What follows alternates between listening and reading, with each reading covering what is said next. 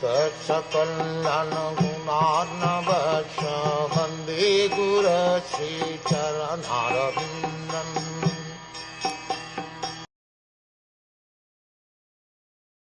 Then the Ṛiṣhi prayed to the all-pervading personality of Godhead to pardon his immature boy, who had no intelligence and who committed the great sin of cursing a person who was completely free from all sins, who was subordinate, and who deserved to be protected.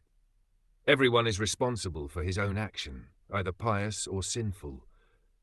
Ṛiṣhi Shamik could foresee that his son had committed a great sin by cursing Maharaj Parikshit, who deserved to be protected by the Brahmans, for he was a pious ruler and completely free from all sins because of his being a first-class devotee of the Lord. When an offence is done unto the devotee of the Lord, it is very difficult to overcome the reaction. The Brahmans, being at the head of the social orders, are meant to give protection to their subordinates and not to curse them. There are occasions when a Brahman may furiously curse a subordinate Kshatriya or Vaishya, etc., but in the case of Maharaj Parikshit, there were no grounds, as already explained. The foolish boy had done it out of sheer vanity in being a Brahman's son, and thus he became liable to be punished by the law of God. The Lord never forgives a person who condemns his pure devotee. Therefore, by cursing a king, the foolish Shringi had committed not only a sin but also the greatest offence. Therefore the Ṛiṣhi could foresee that only the Supreme Personality of Godhead could save his boy from his sinful act. He therefore directly prayed for pardon from the Supreme Lord, who alone can undo a thing which is impossible to change.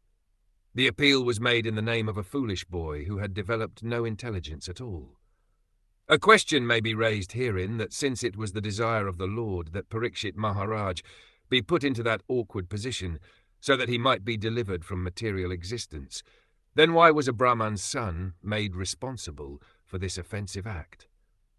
The answer is that the offensive act was performed by a child only, so that he could be excused very easily, and thus the prayer of the father was accepted.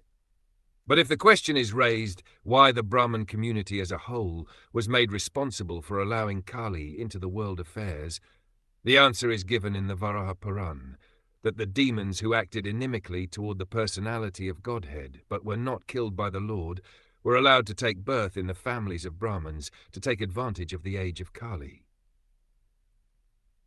The all-merciful Lord gave them a chance to have their births in the families of pious Brahmins so that they could progress toward salvation. But the demons, instead of utilizing the good opportunity, misused the Brahminical culture due to being puffed up by vanity in becoming Brahmins. The typical example is the son of Shamik Ṛiṣhi, and all the foolish sons of Brahmins are warned hereby not to become as foolish as Shringi and be always on guard against the demoniac qualities which they had in their previous births.